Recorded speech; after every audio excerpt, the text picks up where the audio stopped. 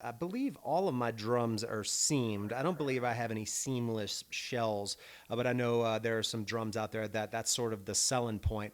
But I think you kind of touched on a little bit in there are so many variables in which you can get a snare to sound great, be it the heads, tension, and everything else. That in the end, I have a drum that's very similar in design in that it has, it's for instance, black nickel over brass. And it does have a seam, but it sounds mighty similar to one of the other ones that does not have a seam. And I know this the not having a seam is sort of a selling point to some degree. But I have a feeling I already know what your answer is going to be, but I'll ask it anyway. Do you feel as though it makes that much of a difference to have a seam or not within a snare drum shell? My test is always, always, always, always. In a blind test, could I hear it? I've made thousands of drums. I've Yeah. played hundreds of drums. I've seen other guys play hundreds of drums. Can you hear a seam? No. Well, you know what? It's like my hypervent. Some people think that they can hear a difference between a vented and unvented drum. I Mm. can't. Yeah. I can feel a difference kinetically because that's the difference, but I can't hear it, Mm. and I envy the people whose ears are that finely tuned that they could actually hear the difference. Right. And you know what? All I say is, hey, there's YouTube. Prove me wrong. Put a Right. blindfold on and knock yourself out. I've seen some of those blind tests. They're always surprising that you can't actually. Right. Totally, man. Well, getting into the George Way drums, I know you picked up that line. I was curious as to, with your insight and ability to do drums, why pick up a pre-existing one in George Way? What was it about those drums that you wanted to see continue? Hmm, I'm going to pull this answer out stream of consciousness style. I didn't buy a brand. Mm-hmm. I found something that was incredibly valuable and ended up working very hard to preserve it Mm-hmm. and save it. And it's been a labor of love. George Way, who I've in some ways since I first became aware of him and started to learn about him, he's like a grandparent that passed away before while you were young. Mm-hmm. I feel like I know him. I do know him through some of his work and ideas, and I understand him to be an unsung hero and an unspoken, you know, unrecognized genius. And I've said this before. There's not a drummer out there who doesn't owe a debt of gratitude to George Way, because it doesn't matter what drum set you're playing right now, you're playing something that he invented. Mm. The swivel nut in a box lug. He was the first to do that. Mm.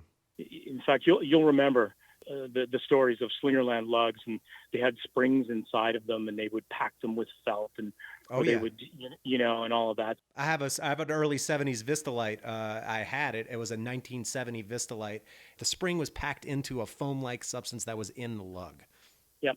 Well, we moved away from that some time ago, where now we basically use these little plastic inserts that hold the swivel nut in place. Nice. The funny thing was, George invented that before the spring idea, Huh. and it wasn't until people got tired of the springs making noise that they went, "Hey, we should do this." And George was probably standing there going, "Yeah, Wow. I only did that 30 years ago." And Wow. so, and he did some other. He was the first guy to wrap a drum in Mm. marine pearl. Oh, nice. He was the one who invented the parallel throw off. Wow. He was the one who introduced and popularized what was then called the Chinese sneeze cymbal. We now call it a China. Yeah. And he's just a wealth of great ideas. In fact, I've been noodling away at a practice pad design that he had that is phenomenal, and nobody's done it. Hmm. Well, what year did George Way start releasing drums under the George Way design or name, rather? Brief history: he started in Edmonton, Alberta, Canada. He was working at the Pantages Theatre in Edmonton, Alberta, which is Mm. where he met his wife and also started working with the caretaker Boilerman there, who was also a bit of a machinist designer, and he started the Advanced Drum Company, making, of all things, metal drum shells with beads. And that's where he got his start. Had some success there. Got noticed by Leedy.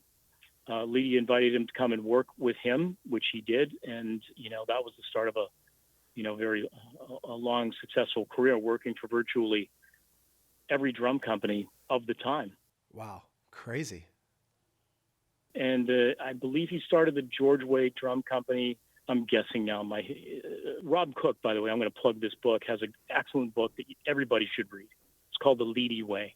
And it's important. Okay. You should get to know your instrument and the history of the instrument, partly because it's interesting, partly because it's not on your phone, and it's a fascinating read. But yeah, I'll definitely read it. Sometime in the late 50s, he started George Way drums. Indianapolis did the Cloud Badge, and then sadly he lost control of his company. John Rochon, who ran Camco, which was a metal production company at the time. He basically tricked George and George's friends and supporters into selling all their shares to him. Oh, damn. And then the story goes, much in the way that, Ray Ayotte lost control of his company. It's almost a parallel story. Oh. He lost control of his company, and Camco went on to, become, George Way went on to become Camco. And of course, that story. Camco went through a couple of different iterations, eventually moved to Los Angeles, where they did make some really great drums. And then the company was sold off, with the trademark Camco going to Hoshino, otherwise known as Tama, who made some Way-like drums, Camco-like drums for a while, then dropped it. And of course, Don Lombardi, my dear friend, picked up the tooling and began his journey, which is probably the most historic journey of one man creating a drum company ever. Wow. To start DW, and have the greatest respect for everything that Don has done and created. It's just been amazing to look at that and go, this is people forget it's easy now. Every day it's just another addition to the Rolodex of Joe Blow custom drums. Right. I got nothing against that guy starting their own drum companies and, hey, I'm going to do this. But now they got the internet. Back when George started and when Don started, and even when I started, didn't have access to that. It wasn't easy. You had to pick up a phone book. Yeah, right. And go door to door and find the people and the products and the services that you needed. Wow. Whereas now it's like, wow, I'm just going to get some Keller shells, and I'm going to order some overseas hardware and drum supply, and I'm going to do this. And well, that's interesting that you mentioned the whole George Way, Camco, DW lineage, because it's one of the things that I noticed in those circular lugs, and I hadn't really looked at a timeline to really sort of place who might have been there prior to. I kind of assumed that it was Camco, and then DW bought them out, or at least that's the history that I'd heard about. But it is definitely interesting, again, for you to make those connections and to have it stem back to George Way, and from the sounds of it, unfortunately, sound like it stemmed from a nefarious and sketchy business dealing that affected him negatively, which is unfortunate because, one, that happened to him, and two, the history and the lineage of it appears to have been sort of broken off, and it's just not something that you hear so much about, unfortunately. Yeah, absolutely. And it was interesting for me to go and look at it, because I started with the tuxedo lug because that was just the simple, easiest way. And, you always want to be respectful of everybody's intellectual property. But it wasn't until I had done the research that I realized that, it was 1953. And what I didn't realize or understand, and what a lot of people don't, is that George's first lug that was on George Way drums and later on Camco and now on DW, that was a variation of the original. That isn't the original. The original is the one that I'm using now and calling the Aristocrat lug. That was the first one that George designed. So that round one was secondary, and I'm not sure why. I've talked to Don about it, and there's been some stories about how that came to be, which you might find interesting. Yeah. Don was under the understanding that that was the shape came from being a horn cap that you put over, I think, the mouthpiece to protect it. Hmm. That's one idea of one story of how George came up with that shape. The other was that he had a stack of milk pugs on his desk and was absolutely minded talking to someone on the phone, and they were stacked in a way that they formed that lug. Interesting. And I'll just say this now.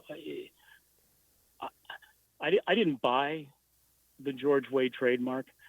I just inadvertently became the caretaker of a very important legacy. And Hmm. I see it as my job now, especially getting some of the historic archives that came with George's estate, that I'm a curator of a museum that is yet to be created. Wow. The most important thing that I will ever do in my career is maintain and preserve the history of George and Leedy and everything that he did. And I hope at some point, and I've spoken to Don about this, that there's going to be a way that we're going to be able to hook that George Way train car up to the Camco VW lineage and get it all back under one house. I think that would be not only fantastic, but very appropriate to do that. So Yeah. I got my fingers crossed. In the meantime, I'll just keep pushing that ball uphill. It's not easy to bring back a heritage drum company and do it in a way that you can have success.